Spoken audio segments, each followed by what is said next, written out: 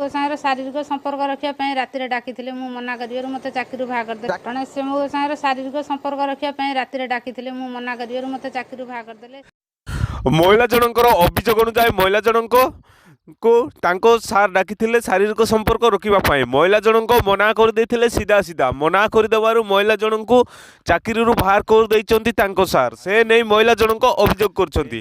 आसंतु महिला जनक कोन कहउचंती टिके सुनि नेबा। राति रे डाकिथिले मु मना करियरु मते चाकरीरु बाहर कर दे जणे से मो संगे शारीरिक संपर्क रखिया पई राति रे डाकिथिले मु मना करियरु मते चाकरीरु बाहर कर देले। जनक सीधा सीधा मना कर देथिले ना सर आपनक सहित मु शारीरिक संपर्क रखि पारिबि नै बोली कहि देथिले। सेति पई महिला जनक चाकरीरु बाहर कर दैचंती। सेति पई महिला जनक थाना रे आसिक द्वारस्थ हैचंती।